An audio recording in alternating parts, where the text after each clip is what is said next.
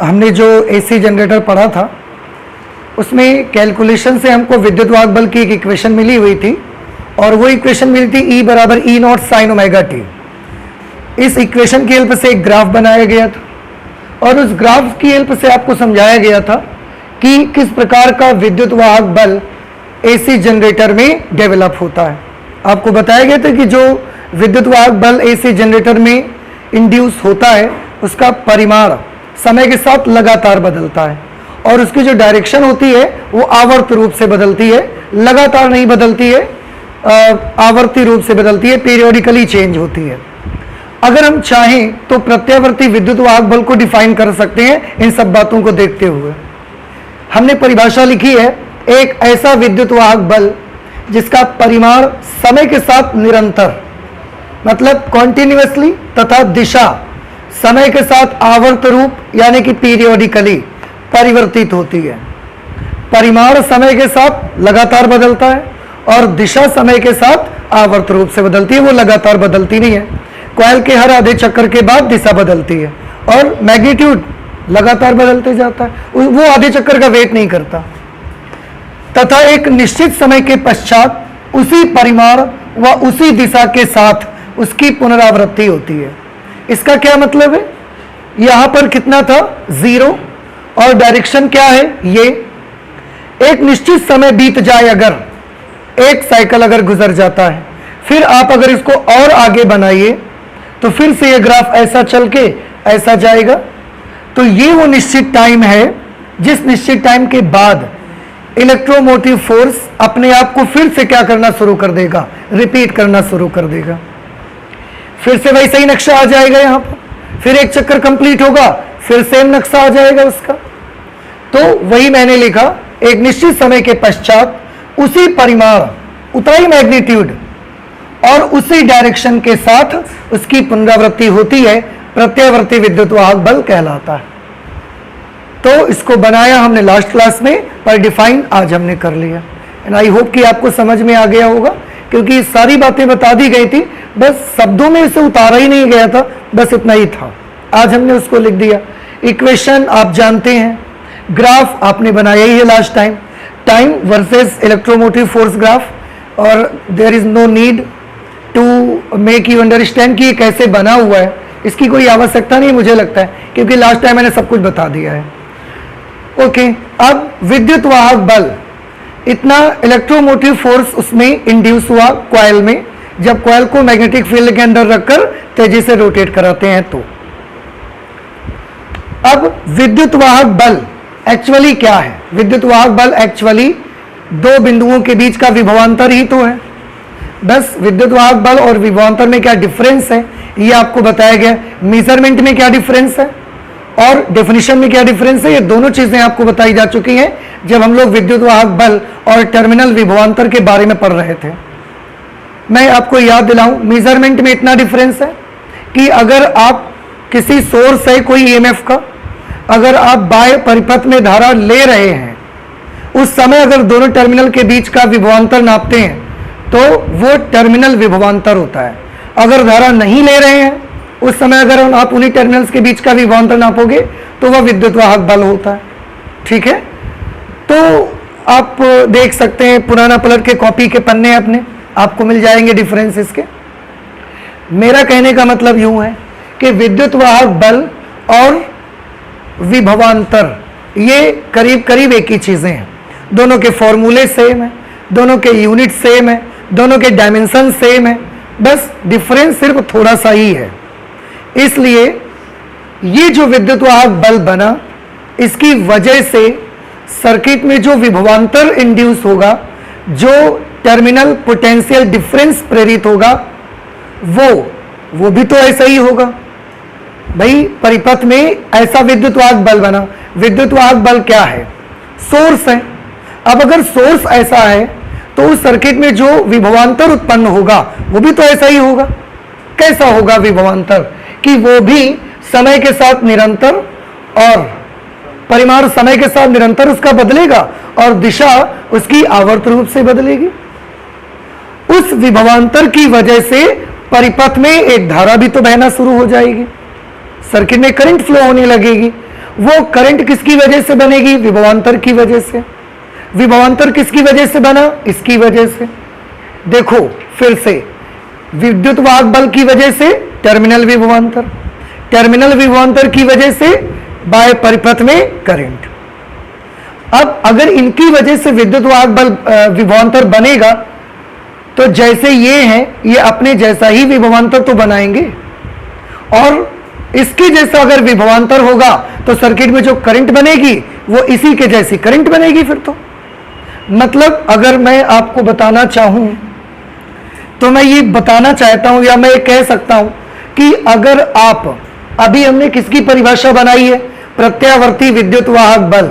आप चाहें तो इसी डेफिनेशन की हेल्प लेकर प्रत्यावर्ती विभवांतर की परिभाषा भी बना सकते हैं और प्रत्यावर्ती धारा की परिभाषा भी आप बना सकते हैं। ठीक है, किसकी किसकी डेफिनेशन बना सकते हैं? प्रत्यावर्ती विभवांतर की डेफिनेशन बना सकते हैं, जिसे अंग्रेजी में कहेंगे अल्टरनेटिंग पोटेंशियल डिफरेंस या अल्टरनेटिंग वोल्टेज। कैसे बनाएंगे डेफिनेशन? अच्छा देखिए, मैं लिखूंगा नहीं इस डेफिनेशन को, ये सब आपको घर से करना है। ये मैंने बताया ना, और इनकी वजह से ही विभवांतर आएगा, तो जो डेफिनेशन इनकी है वही डेफिनेशन उसकी रहेगी। बस फर्क इतना हो जाएगा कि विद्युत वाहक बल की जगह हम क्या बोलना शुरू कर देंगे? विभवांतर बोलना शुरू कर देंगे। तो क्या डेफिनेशन बनेगी? देखो, हम प्रत्यावर्ती विभवांतर की परिभाषा बना रहे हैं। एक ऐसा विभवांतर, विद्युत वाहक बल की जगह पर एक ऐसा विभवांतर जिसका परिमाण समय के साथ निरंतर तथा दिशा समय के साथ आवर्त रूप से परिवर्तित होती है, तथा एक निश्चित समय के पश्चात उसी परिमाण व उसी दिशा के साथ उसकी पुनरावृत्ति होती है, प्रत्यावर्ती विभवांतर कहलाता है। ठीक है, तो डेफिनेशन इसी से बना लिया आपने।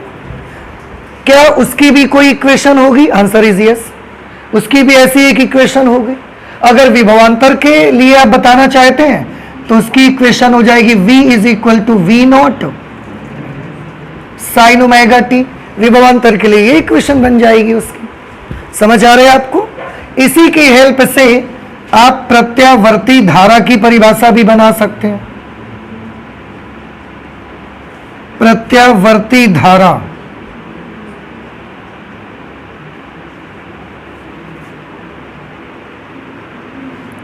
अल्टरनेटिंग करंट, इसको कैसे डिफाइन करोगे? सेम इसी टाइप से। हाँ, इसका जो ग्राफ बनेगा ना, वो ग्राफ भी ऐसा ही बनेगा बिल्कुल।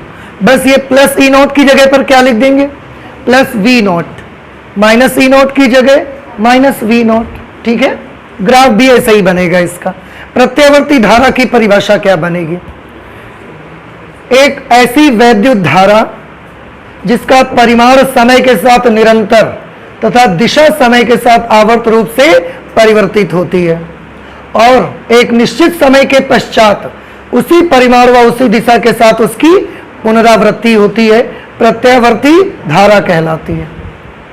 ठीक है, प्रत्यावर्ती विद्युत वाहक बल की अगर ये इक्वेशन है तो प्रत्यावर्ती धारा की इक्वेशन क्या होगी? अब आप समझ गए। I is equal to I not sine omega T, ये प्रत्यावर्ती धारा की समीकरण हो गई। ठीक है, और अगर आप इसका ग्राफ बनाना चाहेंगे तो सेम टाइप का ग्राफ इसका आ जाएगा। टाइम वैसे ही लिया जाएगा, ई नॉट की जगह आई नॉट और माइनस ई नॉट की जगह माइनस आई नॉट। ठीक है, अच्छा अगर आपसे यहां पर कोई पूछेगा ये आई क्या चीज है? आई है किसी समय t पर प्रत्यावर्ती धारा का मान। आई है किसी समय t पर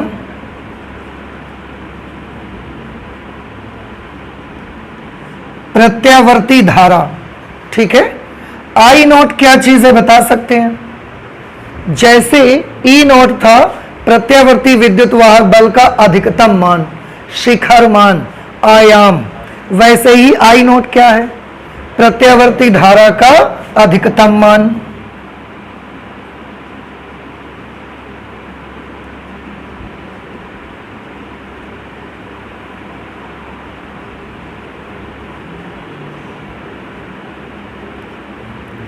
अधिकतम मान, शिखर मान, आयाम, इनमें से आप कोई भी बता सकते हैं।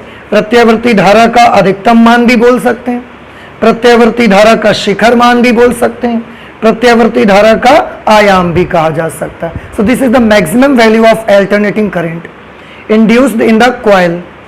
ओमेगा जितनी एंगुलर स्पीड में हम कॉइल को घुमा रहे हैं, और टी कोई भी टाइम हो सकता है, ठीक है। ऐसे ही इनके सिंबल बन जाएंगे। वी क्या चीज होगा, किसी समय टी पर प्रत्यावर्ती विभवांतर, ठीक है। वी नॉट क्या चीज है, प्रत्यावर्ती विभवांतर का अधिकतम मान, प्रत्यावर्ती विभवांतर का शिखर मान, प्रत्यावर्ती विभवांतर का आयाम।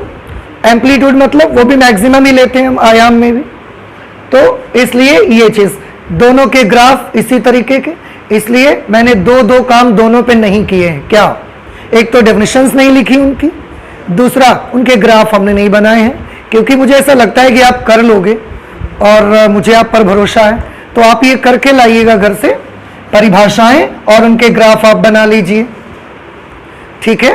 तो ये प्रत्यावर्ती धारा के बारे में हमने देखा, डिफाइन कर लिया उसे, बस इस तरीके से परिभाषित करेंगे।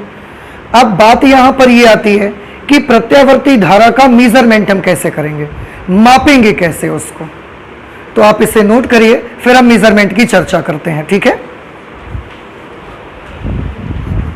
प्रत्यावर्ती धारा के बारे में अभी आप समझ रहे हैं, और अब शायद उसका आइडिया भी आपको है कि ग्राफ से आपने देखा कि प्रत्यावर्ती धारा अपने हाफ साइकिल तक एक डायरेक्शन पर फ्लो होती है और अगले हाफ साइकिल तक दूसरी डायरेक्शन पे, और जब भी वो एक डायरेक्शन पे फ्लो होती है तो उसकी वैल्यू कैसे चेंज होती है, जीरो से मैक्सिमम, मैक्सिमम से जीरो, फिर डायरेक्शन बदल जाती है, जीरो से मैक्सिमम, मैक्सिमम से जीरो, फिर डायरेक्शन बदल जाती है, जीरो से मैक्सिमम, मैक्सिमम से जीरो, फिर डायरेक्शन बदल जाती है, जीरो से मैक्सिमम, मैक्सिमम से जीरो। इस तरह से उसमें चेंज आता है।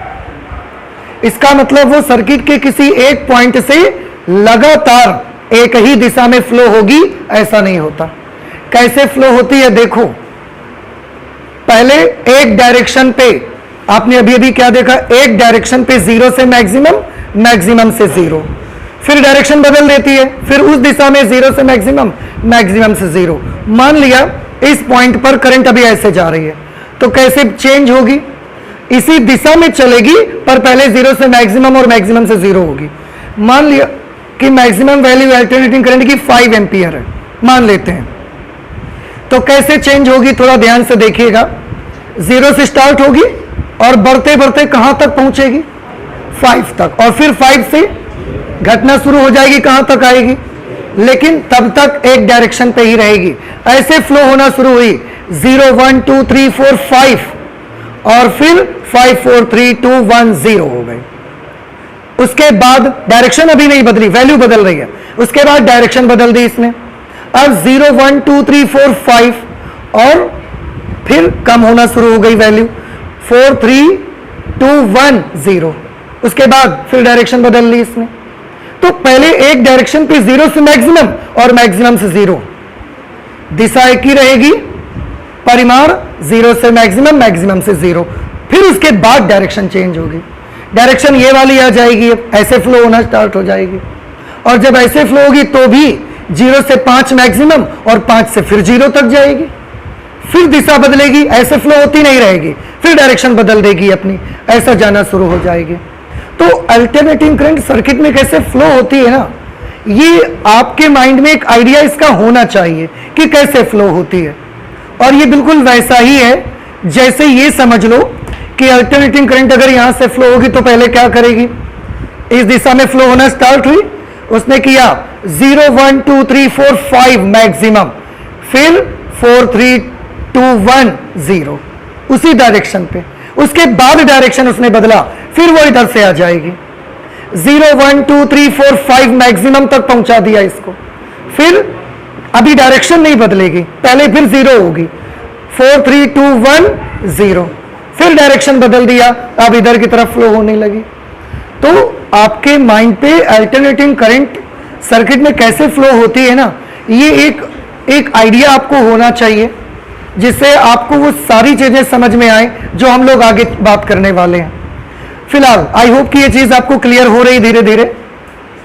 हम लोग मेजरमेंट ऑफ अल्टरनेटिंग करंट करने जा रहे हैं कि करंट का जो ये प्रत्यावर्ती धारा है इसका मेजरमेंट कैसे करेंगे। तो हमारा बड़ा सिंपल सा आंसर है कि जैसे आपने डायरेक्ट करंट का मेजर किया था मेजरमेंट, वैसा ही अल्टरनेटिंग करंट का मेजरमेंट करो। पर दोनों में एक प्रॉब्लम है। क्या प्रॉब्लम है? डायरेक्ट करंट का हमने मेजरमेंट कैसे किया? डायरेक्ट करंट का मेजरमेंट करने का बहुत आसान तरीका हमारा रहा है, परिपथ के किन्हीं दो बिंदुओं के बीच का विभवांतर ले लो और उसके बीच जितना प्रतिरोध है वो ले लीजिए, और उसके बाद जैसे ही आप I = V/R करेंगे, डायरेक्ट करंट का मेजरमेंट आ जाता है। डायरेक्ट करंट फ्लो कैसे होती है, जैसे अभी हमने बताया अल्टरनेटिंग करंट कैसे फ्लो होती है। पहले एक डायरेक्शन पे 0 से मैक्सिमम, मैक्सिमम से 0, फिर दूसरी दिशा में 0 से मैक्सिमम, मैक्सिमम से 0। डायरेक्ट करंट का फ्लो कैसा होता है? इसमें ना तो डायरेक्शन चेंज होगी और ना ही उसका मैग्नीट्यूड बदलेगा। डायरेक्ट करंट अगर इसको इस दिशा में धक्का दे रही है तो वो लगातार इसको इसी दिशा में धक्का देती रहेगी। जितने फोर्स से धक्का देगी अभी, उतने ही फोर्स से बाद में भी देगी, एक ही दिशा में और सेम मैग्नीट्यूड उसका।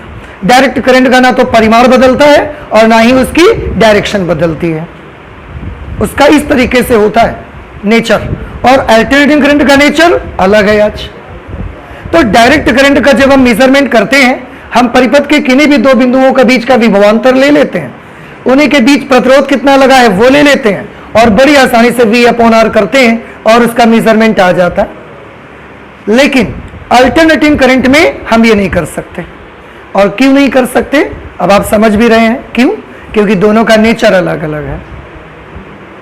तो फिर अल्टरनेटिंग करंट का मेजरमेंट कैसे करेंगे हम? आप जानते हैं किसी का भी मेजरमेंट, हाँ, करंट का मेजरमेंट करने का एक तरीका और आपके पास था। याद करिए करंट का एक फॉर्मूला NEAVD, ये भी फॉर्मूला हमारे पास करंट को मेजर करने का था। पर ये दोनों के दोनों फॉर्मूले ना अल्टरनेटिंग करंट के लिए फेल हो जाते हैं, दोनों से मेजर नहीं कर सकते हम। क्यों नहीं कर सकते? क्यों? क्योंकि डीसी के नेचर में और एसी के नेचर में ये डिफरेंसेस हैं जो मैंने आपको बताया अभी। और अगर आप I को मेजर करना चाहते हो तो बेसिकली I का एक फॉर्मूला और आपको मालूम है, Q/T। याद आया आपको? तो अगर I मेजर करना है तो उसके लिए आपको क्या चाहिए? चार्ज चाहिए, आवेश की क्वांटिटी चाहिए कि t सेकंड में या 1 सेकंड में कितना चार्ज यहां से पास होता है। यहां पर भी अगर इस फॉर्मूले को भी आप गौर से देखोगे तो यहां पर ये क्या चीज है? Number of free electrons per unit cube, एकांक आयतन में मुक्त इलेक्ट्रॉनों की संख्या, मतलब ये एक नंबर है। और E क्या चीज है? एक इलेक्ट्रॉन का आवेश। कुल मिला के अगर इसको देखोगे तो ये भी क्या है? चार्ज। ये भी Ne भी तो क्या है? आवेश। करंट का मेजरमेंट करने के लिए हमें यहां भी आवेश चाहिए और हमें यहां भी आवेश चाहिए। पर प्रत्यावर्ती धारा की अपनी जो प्रॉब्लम है ना, वो यही प्रॉब्लम है कि वो अपने आप को इतनी तेजी से चेंज करती है कि हम उसके चार्ज को मेजर नहीं कर सकते। हम उसके चार्ज को मेजर नहीं कर सकते। समझ आ रही बात आपको? इसलिए हम ये फॉर्मूले भी यूज नहीं कर सकते अल्टरनेटिंग करंट के लिए। तो प्रत्यावर्ती धारा के मापन में ये फॉर्मूले यूज क्यों नहीं होंगे, आपको पता लगा? ठीक। फिर प्रत्यावर्ती धारा का मेजरमेंट कैसे किया जाएगा? आप जानते हैं किसी भी चीज का जो मापन है ना, उसका मेजरमेंट हम दो तरीके से करते हैं। किसी भी चीज का हो, चाहे जिस चीज का मेजरमेंट हो, हमारे पास दो मेथड है, उनसे हम उसको नाप सकते हैं। एक मेथड होता है जिसको हम बोलते हैं कंपोनेंट मेथड, इस लेसन में इसकी कोई जरूरत नहीं है, पर रेफरेंस में आया है तो मुझे लगता है कि आपको बताया जाए। एक मेथड होता है मेजर करने का, जिसको क्या बोला जाता है? Component method. इस मेथड में कैसे मेजर करते हैं? बड़ा आसान है। देखो, अगर आपको आई मेजर करना है तो आप चार्ज मेजर कर लो, टाइम मेजर कर लो, चार्ज में टाइम से डिवाइड कर दो, आई आ जाएगा। तो कंपोनेंट का मतलब क्या है? टुकड़े। इस फॉर्मूले में दो पार्ट हैं, दोनों पार्ट अलग अलग मेजर करो, फॉर्मूले पे अप्लाई करो, करंट नाप जाएगी। इस फॉर्मूले में भी चार्ज मेजर करो, एरिया, ड्रिफ्ट वेलोसिटी और सारी वैल्यूज लिख दो, करंट आ जाएगी। तो ये कंपोनेंट मेथड है। जब आप फॉर्मूले पे आए हुए हर कंपोनेंट की वैल्यू लिखते हैं और उसको कैलकुलेट करते हैं तो वो होता है कंपोनेंट मेथड। पर प्रत्यावर्ती धारा के केस में ये वाला मेथड एप्लीकेबल नहीं है। This method is not practicable in the case of alternating current. प्रत्यावर्ती धारा की सिचुएशन पे, इसकी केस पे ये वाला मेथड हम यूज नहीं कर सकते, क्योंकि ये अपने आप को इतनी तेजी से चेंज करती है कि किसी भी सर्किट में एक सेकेंड पे कितना चार्ज फ्लो होता है, वी कांट मेजर इट, नाप ही नहीं सकते हम। So this method is not practical.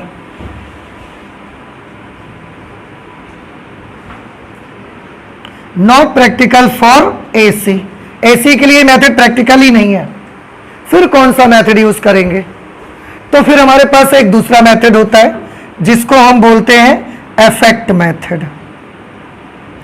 Effect method में क्या होता है? फिर हम क्या करते हैं ना, उसके इफेक्ट देखते हैं कि ये किस तरीके से वर्क करता है, कैसे इसका काम है, क्या इसके प्रभाव होते हैं, उन प्रभावों को देखते हैं और प्रभावों के आधार पर हम उसको नापना स्टार्ट करते हैं। जैसे मैं आपको एग्जांपल के तौर पे बताता हूं, आप ध्यान से सुनिएगा। अभी कुछ ही दिन पहले हमने 1 एम्पियर की डेफिनेशन बनाई थी, याद है आपको? उसमें क्या किया था हमने? उसमें हमने किया कि दो कंडक्टर रखे एक दूसरे के समांतर निर्वात अथवा वायु में, और दोनों को एक दूसरे से कितनी दूरी पर रखा? 1 मीटर की डिस्टेंस पर। दो सीधे समांतर धारावाही तार हमने रखे एक दूसरे से 1 मीटर की दूरी पर निर्वात अथवा वायु में।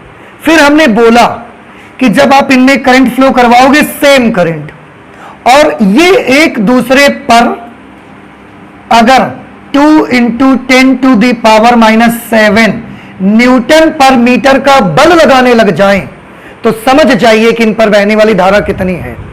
1 एम्पियर। याद आ रहा होगा कुछ कुछ, आपको पूरा नहीं याद होगा पर ये ध्यान आने लगा होगा कि हाँ ये किया तो है अभी हमने। ऐसे हमने तो देखो, हमने करंट की 1 एम्पियर की डिफिनेशन हमने बनाई कैसे? हमने क्या बोला कि दो सीधे समांतर धारावाही तार ले लो, सेम करंट फ्लो करवाओ दोनों में, दोनों को 1 मीटर दूरी पर रखो। इसके बाद अगर वो एक दूसरे को 2 × 10⁻⁷ न्यूटन पर मीटर के बल से खींचना या प्रतिकर्षित करना शुरू कर दें, तो समझ जाइए कि उनमें बहने वाली धारा कितनी है? 1 एम्पियर। तो हमने क्या किया? हमने फोर्स देख के मेजर किया। तो ये मेजर करने का एक तरीका है, हमने इफेक्ट देखा। उसका इफेक्ट देखा कि जब हम दो कंडक्टर्स रखते हैं ऐसा, उनमें करंट फ्लो करवा देते हैं, तो या तो समान दिशा में धारा है तो एक दूसरे की ओर आकर्षित होते हैं, बल लगाते हैं, विपरीत दिशा में धारा है तो प्रतिकर्षित होते हैं, बल लगाते हैं, और उस बल के आधार पर हमने उसको 1 एम्पियर करंट को डिफाइन कर लिया। On the basis of force applied by the conductors on each other, एक दूसरे पर जितना वो बल लगाते हैं उसके बेसिस पर हमने 1 एम्पियर करंट डिफाइन कर ली। कहीं कोई चार्ज नहीं लिया, कहीं कोई टाइम नहीं लिया, फोर्स लेके हमने डिफाइन किया। ये हमारा तरीका है, and this method is known as effect method. उसका जो प्रभाव है वो देख के हम चाहें तो करंट के बहुत सारे इफेक्ट होते हैं। आपने क्लास 10th में आई थिंक की इफेक्ट ऑफ करंट पढ़े हैं, वैद्युत धारा के प्रभाव। 3 प्रभाव वैद्युत धारा के आपने पढ़े हैं। वैद्युत धारा का ऊष्मीय प्रभाव, ऊष्मीय प्रभाव पर आधारित 2 डिवाइसेस आपको पढ़ने को मिली, विद्युत बल्ब और इलेक्ट्रिक हीटर। याद आया आपको? दोनों में वैद्युत धारा का ऊष्मीय प्रभाव यूज होता है। विद्युत धारा का चुंबकीय प्रभाव, करंट फ्लो करिए, मैग्नेटिज्म चारों तरफ बन जाता है। यह विद्युत धारा का चुंबकीय प्रभाव है। एक विद्युत धारा का रासायनिक प्रभाव है। हम किसी केमिकल का एक घोल बनाते हैं, उस पर करंट फ्लो करवाते हैं, इलेक्ट्रोलिसिस बोलते हैं आप जिसको केमिस्ट्री में, वैद्युत अपघटन, ऐसा कुछ ऐसे ही होता है, कुछ वैद्युत अपघटन करवाते हैं तो करंट इलेक्ट्रोलिसिस भी कर सकती है। देखो करंट क्या क्या कर सकती है। Current can produce heat, current ऊष्मा पैदा कर सकते हैं। अपने कपड़ों में आप प्रेस करते हो, क्या करते हो, उसको आग में रख के तो नहीं जलाते ना, करंट देते हो, वो गर्म हो जाता है, प्रेस कर लेते हो।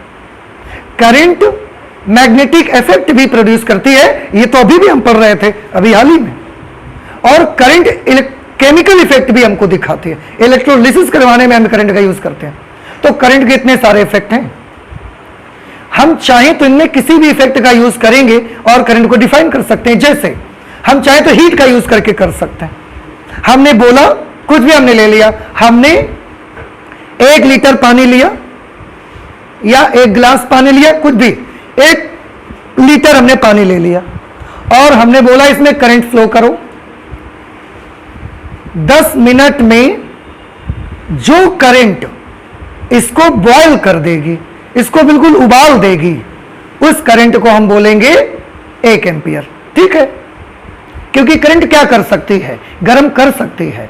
तो हमने उसका इफेक्ट देखा कि करंट का इफेक्ट क्या है, हीट। उसके आधार पर हमने उसकी परिभाषा बना ली कि 1 लीटर पानी है, उसमें करंट को प्रवाहित करिए और इतनी करंट होनी चाहिए जो 10 मिनट के भीतर पानी को क्या कर दे, एकदम बॉयल करना शुरू कर जाए।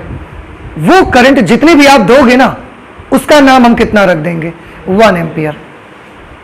अब हमने करंट देना स्टार्ट किया, अगर पानी 5 मिनट में ही बॉयल हो गया तो करंट कितनी, 10 मिनट में बॉयल करेगा तो करंट 1 एम्पियर। 5 मिनट में बॉयल कर दिया, करंट कितनी, 2 एम्पियर। जल्दी बॉयल हो रहा है कि नहीं हो रहा है, जल्दी बॉयल हो रहा है, इसके मतलब ज्यादा हीट पैदा हो रही है। अब ज्यादा हीट पैदा हो रही है तो ज्यादा करंट भी तो दी होगी आपने, तो 2 एम्पियर दी होगी आपने। नहीं समझ में आया? तो हीटिंग इफेक्ट देता है, हम उसको देख के, अगर 20 मिनट लगा दिए उसने बॉयल करने में, 20 मिनट लगा दिया उतने पानी को बॉयल करने में, फिर हम क्या बोलेंगे कि इतनी करंट है, ये 1/2 एम्पियर करंट है, 0.5 एम्पियर। आई होप कि ये चीज समझ आ रही। तो किसी का इफेक्ट देखकर हम उसको डिफाइन कर सकते हैं। आज क्योंकि कंपोनेंट मेथड तो एसी के लिए प्रैक्टिकल नहीं है, हम क्यों नहीं है, क्योंकि हम चार्ज मेजर नहीं कर सकते, इसलिए इसका यूज नहीं कर सकते एसी को मेजर करने के लिए। तो हम कौन सा मेथड यूज करेंगे, फिर इफेक्ट मेथड यूज करेंगे। अब इफेक्ट मेथड को कैसे यूज करेंगे, उसका थोड़ा फिनोमिना समझिए जरा। देखिए अभी अल्टरनेटिंग करंट को आप स्टार्ट कर रहे हो, स्टार्टिंग में थोड़ा वक्त लगेगा। जब आप सारी चीजें समझ जाओगे, आपकी सारी समझदारी अल्टरनेटिंग करंट के हिसाब से पटरी पर आ जाएगी, फिर आप इसी को जल्दी जल्दी पढ़ सकते हो। तो शुरुआत थोड़ा सा टाइम लेगा, एक बार समझने लगोगे फिर इसके कैलकुलेशन हम बड़ी जल्दी कर सकते हैं। तो इफेक्ट मेथड से कैसे करेंगे, देखिए हमने इफेक्ट मेथड में देखा कि डायरेक्ट करंट हमारी है वो भी वर्क करती है। अगर हम एक फैन पंखा लगाया, हमने पंखे में हमने डीसी करंट को भेजा, डायरेक्ट करंट, तो वो डीसी क्या करती है, ये उसकी पंखुड़ियां हैं पंखे की, डीसी आती है, इसको घुमाती है, इस पर बल लगाती है, वर्क करती है। इस पर बल लगाया उसने, ऐसा ऐसा ऐसा ऐसा ऐसा, और इस पंखे को उसने क्या कर दिया, घुमा दिया, रोटेट करवा दिया। पंखे को रोटेट करवा दिया, पर डीसी फोर्स लगाती कैसे है, इस पंखुड़ी पर उसने लगाया अगर 2 न्यूटन, तो इस पर भी 2 न्यूटन 2 न्यूटन 2 न्यूटन 2 न्यूटन। क्यों? क्योंकि डीसी का मैग्नीट्यूड तो बदलता नहीं है, डीसी का परिमाण तो बदलता नहीं है, सेम मैग्नीट्यूड से वो फोर्स लगाती है। पंखा ऐसा घूमना शुरू हो गया, ठीक है। हमने एसी भी फ्लो करवा दी इस पे कि एसी इसको घुमाएगी क्या, तो एसी ने भी घुमाया, हमने देखा कि उसने घुमाया इसको। कैसे घुमाया उसने, इस पर उसने फोर्स नहीं लगाया, 0, इस पे लगाया 2 न्यूटन, इस पे लगाया 5 न्यूटन, इस पे लगाया 2 न्यूटन, इस पे फिर नहीं लगाया उसने। क्यों? समझ गए आप? क्योंकि अल्टरनेटिंग करंट अपने परिमाण को लगातार क्या करती है? चेंज करती है। 0, 2 न्यूटन, 5 न्यूटन बीच बीच में बड़ी जोर से घुमाती है और कभी कभी नहीं भी घुमाती है, 0 लगाती है तो नहीं घुमाती है। तो उसी फैन को अल्टरनेटिंग करंट ने कभी तो घुमाया ही नहीं, कभी बड़ी जोर से घुमा दिया और फिर नहीं घुमाया।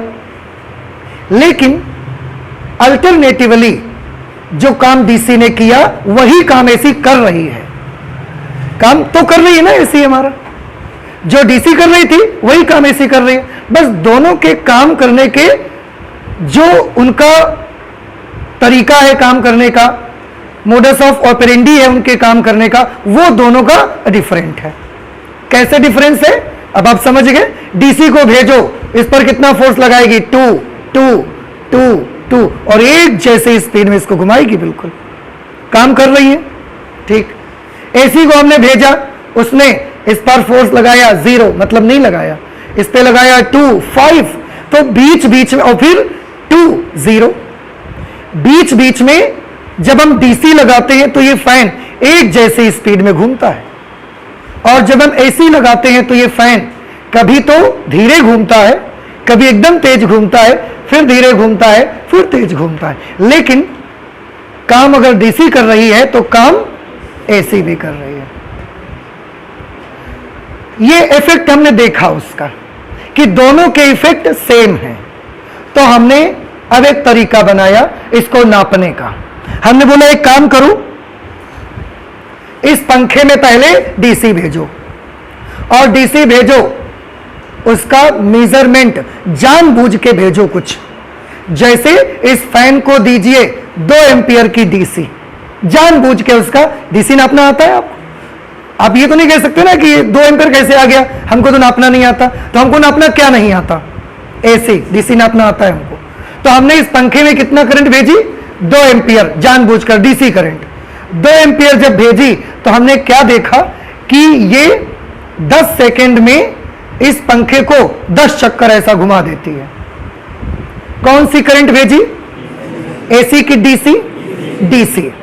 पंखे घुमाती है कि नहीं घुमाती? घुमाती है। कितनी देर लगाया? 10 सेकेंड। कितने चक्कर घुमाया? 10 चक्कर। मान लिया हमने, एज एग्जाम्पल मान लो, आपको समझना है केवल अभी, ठीक है। और करंट कितनी भेजी थी हमने? 2 एम्पियर। हमने कहा ठीक है, अब डीसी हटाओ, एसी लगाओ। इसी पे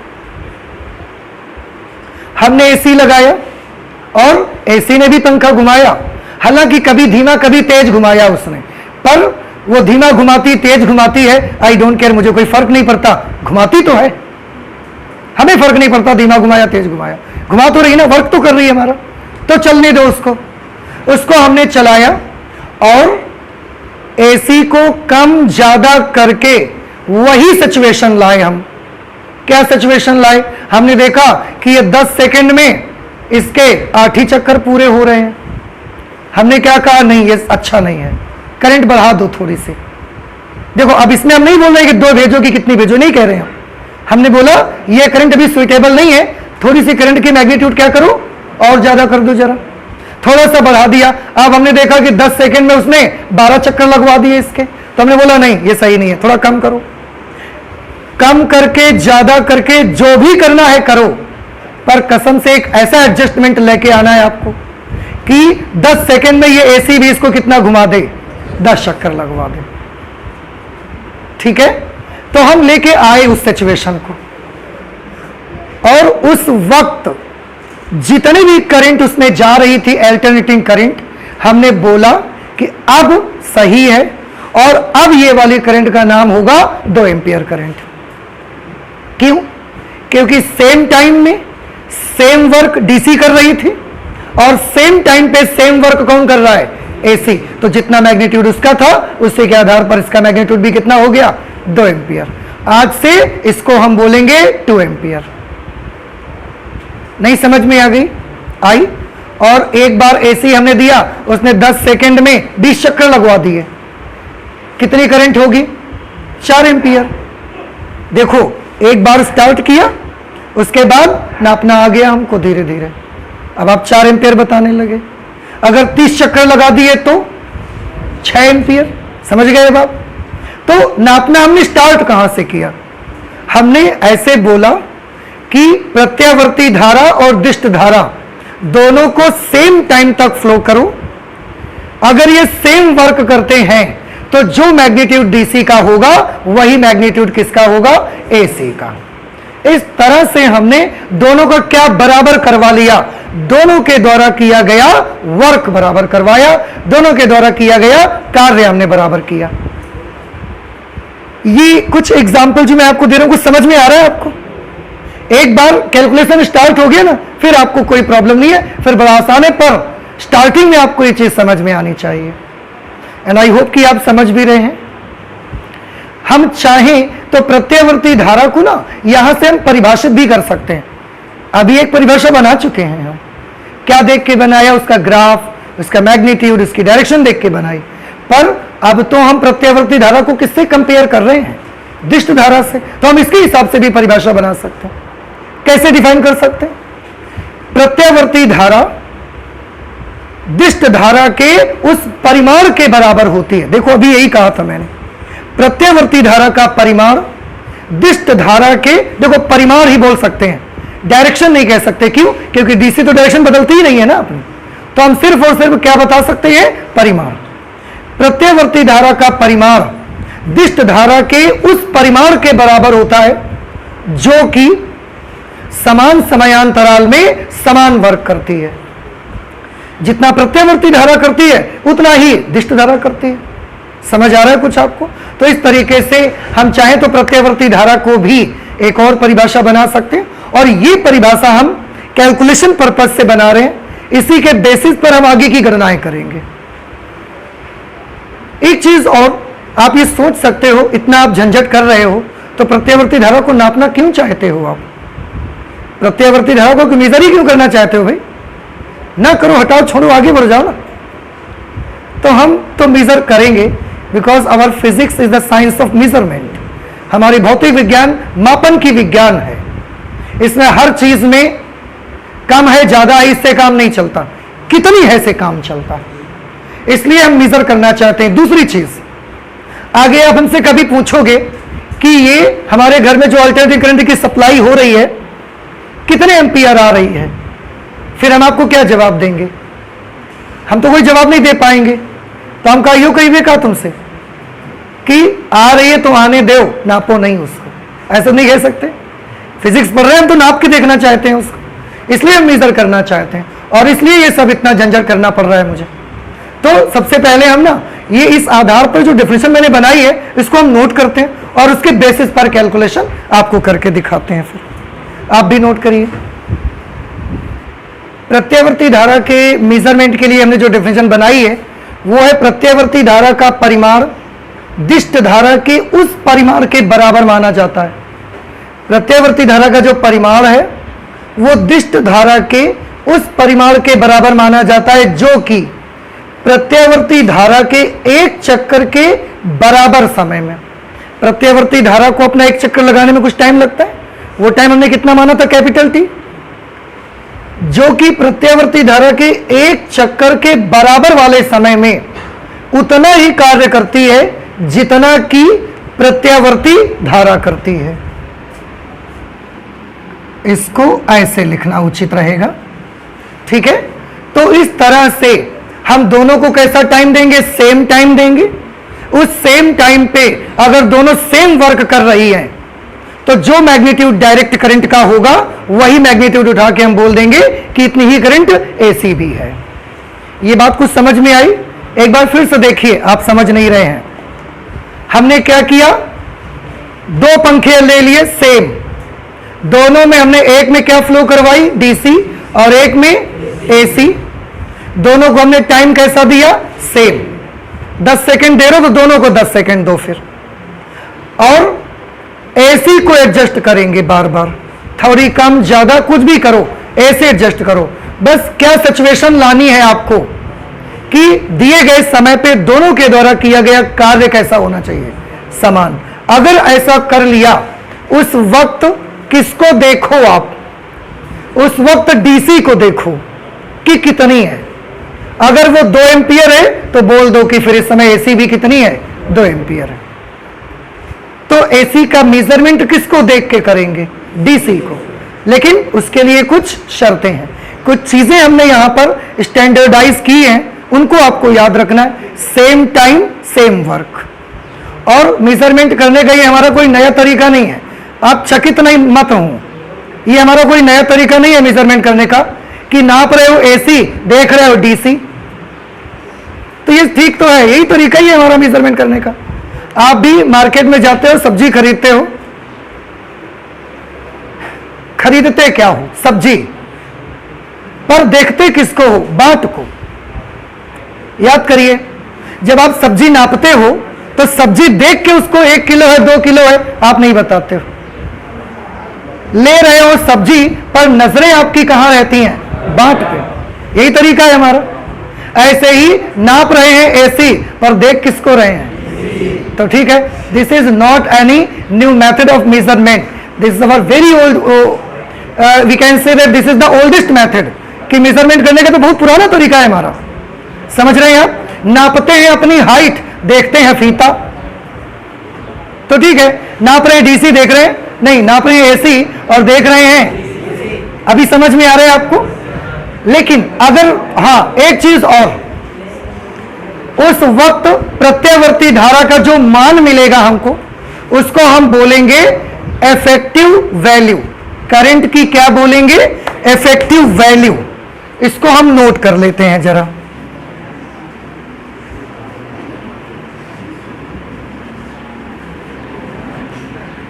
दिष्ट धारा के उस परिमाण को, जितनी वैल्यू हमको मिलेगी दिष्ट धारा की, वही तो एसी की वैल्यू आएगी, पर एसी का कौन क्या बोलेंगे हम उसको, तो हम उसको बोलेंगे कि यह प्रत्यावर्ती धारा का प्रभावी मान है। कौन सा मान है, प्रभावी मान। दिष्ट धारा के उस परिमाण को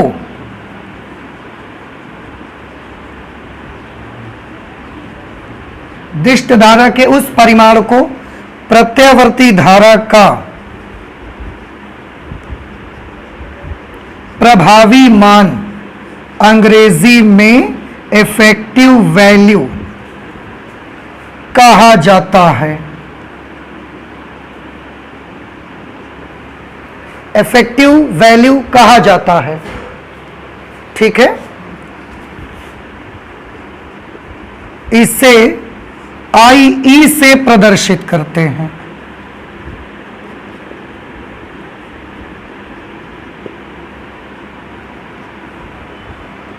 तो याद रखिए, जब ये हम सिचुएशन क्रिएट कर लेंगे, उस वक्त डायरेक्ट करंट की जो भी वैल्यू आएगी उसको हम प्रत्यावर्ती धारा का प्रभावी मान बोलेंगे। अगर उस समय डायरेक्ट करंट 2 एम्पियर है तो हम बोलेंगे कि प्रत्यावर्ती धारा का प्रभावी मान कितना है, 2 एम्पियर। उस वक्त अगर डीसी की वैल्यू 5 एम्पियर है तो हम बोलेंगे कि प्रत्यावर्ती धारा का प्रभावी मान है 5 एम्पियर। जो डीसी की वैल्यू आएगी उसे हम एसी का प्रभावी मान बोलेंगे, इफेक्टिव वैल्यू बोलेंगे, और उसको रिप्रेजेंट किससे करेंगे, IE, effective value of current, ठीक है। तो आप प्लीज इससे नोट करें। अब इसकी वैल्यू निकालते हैं कि इसका मान कितना होगा, और उसके लिए कौन सी वैल्यू हमें कैलकुलेट करनी पड़ेगी, ठीक है, नोट कर लीजिए। तो अगर आपको एसी का प्रभावी मान चाहिए तो उसके लिए अभी तक आप इतना तो समझ ही चुके हैं कि दिष्ट धारा के द्वारा किया गया कार्य और प्रत्यावर्ती धारा के द्वारा किया गया कार्य दोनों आपस में कैसे होने चाहिए, बराबर। वो भी कितने समय के लिए, जितने समय में प्रत्यावर्ती धारा अपना एक साइकिल पूरा करती है। कितने समय में एक साइकिल पूरा करती है, कैपिटल T टाइम में। तो T टाइम में दिष्ट धारा के द्वारा किया गया कार्य निकालो, फिर T टाइम में प्रत्यावर्ती धारा के द्वारा किया गया कार्य निकालो और दोनों को आपस में इक्वल कर दो, खुद को कुछ ना कुछ मिलेगा आपको, ठीक है। जरा ध्यान से देखो, सबसे पहले हम दिष्ट धारा के द्वारा कैपिटल T टाइम में किया गया कार्य निकाल लेते हैं।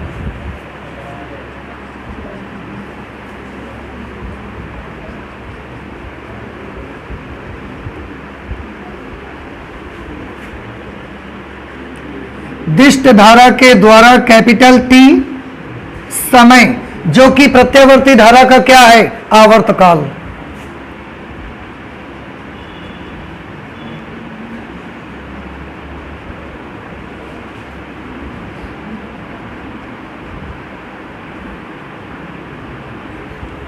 दिष्ट धारा के द्वारा t समय में किया गया कार्य। याद है किसी को फॉर्मूला? ये फॉर्मूला आता है I square R into T. और क्योंकि दिष्ट धारा की वैल्यू को ही हम प्रत्यावर्ती धारा का प्रभावी मान बोलते हैं, इसलिए इसके साथ हम यहां पर क्या लगाएंगे, I स्क्वेयर। अभी आपने लिखा है, देख लो पलट के जरा एक बार। दिष्ट धारा के उस परिमाण को ही प्रत्यावर्ती धारा का प्रभावी मान बोलते हैं। तो परिमाण किसका होता है, दिष्ट धारा का, लेकिन बोला क्या जाता है, प्रत्यावर्ती धारा का प्रभावी मान। तो दिष्ट धारा है ना, परिमाण तो दिष्ट धारा का ही होगा, और बोलेंगे इसको क्या, प्रत्यावर्ती धारा का प्रभावी मान। मान लिया कि सर्किट का प्रतिरोध R है और कैपिटल T टाइम में दिष्ट धारा इतना वर्क करेगी। तो ये हमने क्या निकाल लिया, दिष्ट धारा के द्वारा कैपिटल T समय में किया गया कार्य। अब ये पता लगाओ कि प्रत्यावर्ती धारा के द्वारा इतने ही समय में किया गया कार्य कितना होगा।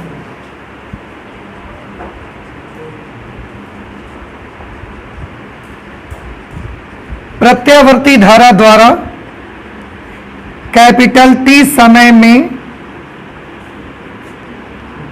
किया गया कार्य W, इसको कैसे कैलकुलेट करेंगे,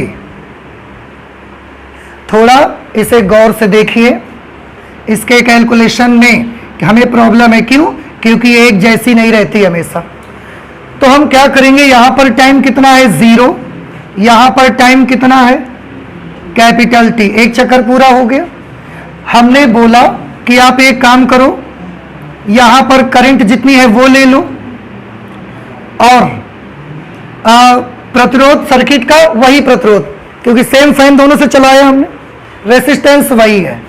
और क्योंकि ये बार बार अपनी वैल्यू को लगातार क्या कर रही है, बदल रही है, और जब भी कोई चीज परिवर्ती होती है तो उसको डायरेक्ट कैलकुलेशन हम नहीं कर सकते। उसके लिए हमने एक तरीका निकाला। हमने बोला एक काम करो, ग्राफ पर कहीं पर भी 2 पॉइंट बिल्कुल पास पास ले लो, इतने पास पास कि उनके बीच का डिस्टेंस लगभग ना के बराबर हो। तो जब पॉइंट बहुत नजदीक नजदीक ले लेंगे तो हम ये मान सकते हैं, वैसे करंट अगर यहां से यहां जाओगे तो क्या हो रही, बदल रही है।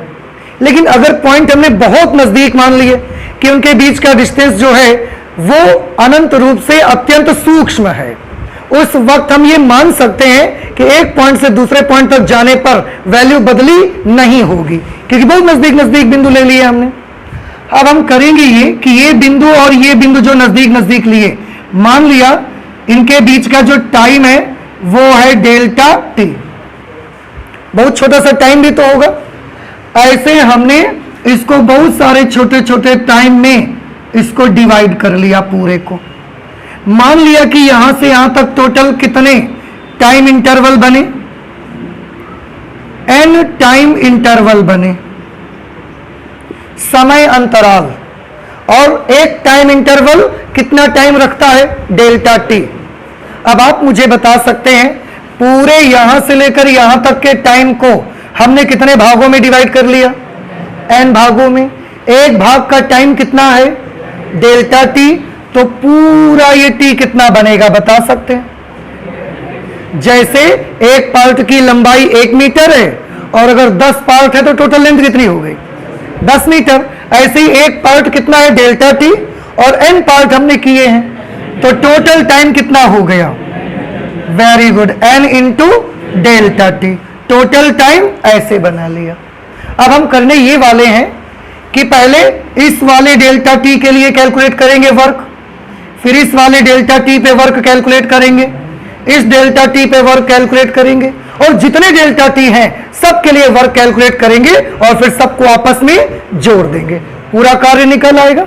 और ऐसा हमें क्यों करना पड़ रहा है, क्योंकि हर टाइम इंटरवल पर करंट की वैल्यू बदल रही है।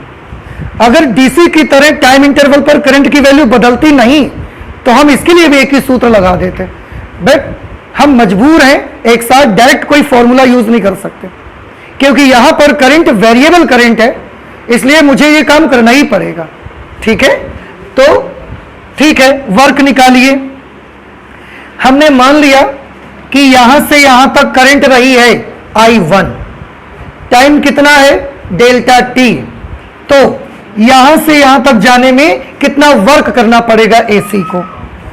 आंसर है I1 square R into delta T. Formula तो वही लगेगा, बस टुकड़ों में मुझे यूज करना है उसको। प्लस किया, उसके बगल में जो टाइम इंटरवल है और इस पे जो करंट है उसके लिए फॉर्मूला यूज करो। मान लिया कि बगल में जब पहुंचे थोड़ा सा साइड में तो करंट बढ़ के कितनी हो गई I2 हो गई, तो इसके लिए क्या बन जाएगा I2 square R into delta T. प्रतिरोध तो वही है, टाइम इंटरवल भी बराबर बराबर डिवाइड किया है हमने, तो सबको डेल्टा टी मिलेगा, बस बदल क्या रहा है करंट। तो ये बात तो सही है, जैसे जैसे जा रहे हो करंट पहले बढ़ेगी, फिर करंट घट के जीरो हो जाएगी, फिर दूसरी दिशा में बढ़ेगी, घट के जीरो हो जाएगी, ये हो रहा है। नेक्स्ट टर्म क्या लिखने को मिलेगा बताइए, I3 square R delta T. अब आप ये मुझे बताइए, क्या ये टेक्निक समझ में आ रही है आपको? छोटे छोटे पार्ट डिवाइड करो, हर पार्ट के लिए वर्क निकालो और सब कामों को क्या कर दो, आपस में ऐड कर दो, टोटल काम आ जाएगा। नहीं समझ आया? अरे बिल्कुल वैसा ही जैसे एक 50 किलो की बोरी या तो आप इकट्ठे उठा के यहां से वहां तक रख आओ, और या तो हमारे पास उतनी पावर नहीं है तो हम थोड़ा थोड़ा ले जाएंगे, पहले यहां से यहां लाए फिर यहां लाए, हर पार्ट में किया गया कार्य निकाला और सबको आपस में जोड़ दिया, तब भी तो आ जाएगा। ऐसा करते करते कितने पार्ट तक जाएंगे हम? वेरी गुड, n पार्ट तक। तो IN square into R into delta T, और सबको हमने क्या कर दिया, आपस में जोड़ दिया। अब ध्यान से देखो, यहां से कुछ कॉमन वॉमन मिल सकता है, क्या कॉमन मिलेगा? R और डेल्टा टी। अंदर में क्या बचेगा बताओ? I1 square plus I2 square I3 square dot dot IN square, और कॉमन आ गया R इंटू डेल्टा टी। अब डेल्टा टी की वैल्यू यहां से निकाल लो, डेल्टा टी की वैल्यू कितनी आ जाएगी? T upon N। यहां अप्लाई कर दो, तो प्रत्यावर्ती धारा के द्वारा पूरे एक चक्र पे किया गया कार्य आ जाएगा। कितनी मिली वैल्यू? I1 square plus I2 square plus I3 square dot dot IN square multiplied by R, and in place of delta T we will put T upon N। बेटा क्या आपको याद है कैपिटल T क्या चीज है? यहां पर प्रत्यावर्ती धारा का आवर्तकाल। ठीक है, लिख दिया है हमने साफ साफ, देखो यहां पे है ना। अच्छा, ये क्या आ गया? प्रत्यावर्ती धारा के द्वारा उसी टाइम पे किया गया कार्य, और ये क्या आया था? उतने ही टाइम में दिष्ट धारा के द्वारा किया गया कार्य। So according to our definition, परिभाषा के अनुसार दोनों वर्क आपस में कैसे होने चाहिए? बराबर। कहां पर कर दिया जाए? यहां कर दिया जाए।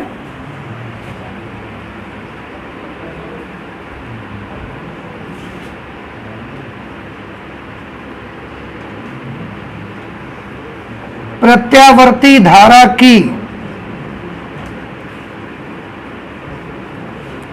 परिभाषा से दोनों वर्क आपस में बराबर होने चाहिए। कर दो बराबर भाई। तो इसको मैंने लिखा IE square into R into T, और इसका वर्क ये लिखना पड़ेगा। इसको आप नोट कर लीजिएगा, इसको हम हटाए दे रहे हैं। ठीक है, ये बराबर किसके आएगा? I1 square I2 square I3 square plus dot dot dot dot IN square into R into T upon N। बताओ यहां तक में कोई प्रॉब्लम है आपको? ठीक है, अब थोड़ा सा कैलकुलेशन, आरटी से आरटी कैंसल, हमको तो करंट की इफेक्टिव वैल्यू चाहिए। हेडिंग बनाई है हमने, effective value of alternating current क्या मिलेगी? देखिए, स्क्वायर हटेगा, रूट लग जाएगा उधर, रूट ऑफ किसका रूट लगेगा? तो ये होगा I1 square plus I2 square plus I3 square dot dot dot dot IN square upon n।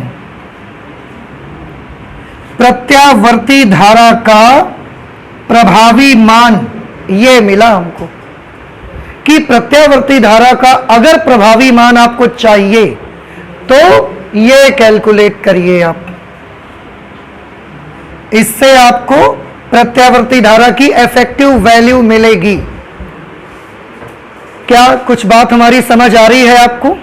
ठीक है, तो अगर आपको प्रत्यावर्ती धारा का प्रभावी मान चाहिए तो उसके लिए आपको क्या करना पड़ेगा? देखो क्या करना पड़ेगा, इसको गौर से देखिए। I1, I2, I3, IN ये सब क्या है? ये सब थोड़ी थोड़ी दूर पर क्या है? करंट, छोटे छोटे टाइम इंटरवल की करंट है। जितने टाइम इंटरवल यहां से यहां तक बने हैं उन सभी टाइम इंटरवल्स की करंट्स का पहले क्या करो? वर्ग करो सबका, फिर उनको क्या करिए? जोड़ दीजिए, फिर क्या करिए? जितने टाइम इंटरवल्स हैं उनसे डिवाइड कर दीजिए, और अभी भी काम नहीं बना, फिर क्या करिए? वर्गमूल निकालिए। इतना जब आप करोगे तो प्रत्यावर्ती धारा का प्रभावी मान मिलेगा, इफेक्टिव वैल्यू मिलेगी।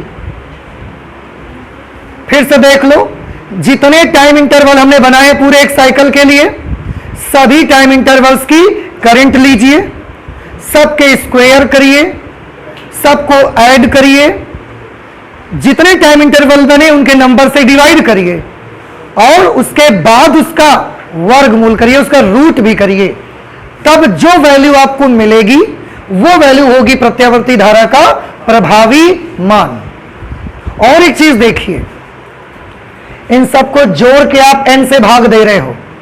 जब क्वांटिटीज को जोड़ के n से डिवाइड करते हैं ना, तो इसको हम उसका माध्य बोलते हैं।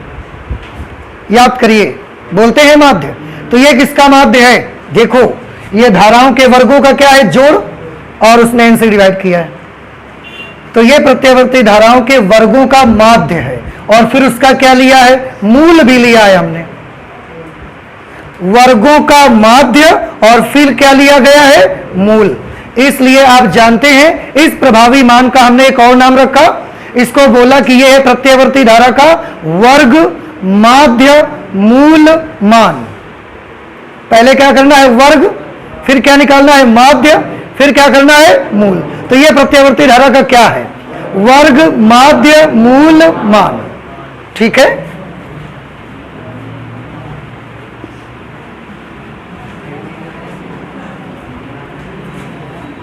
इसे प्रत्यावर्ती धारा का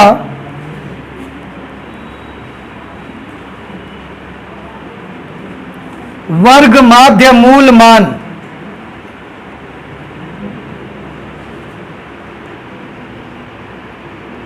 रूट मीन स्क्वेयर वैल्यू भी कहा जाता है।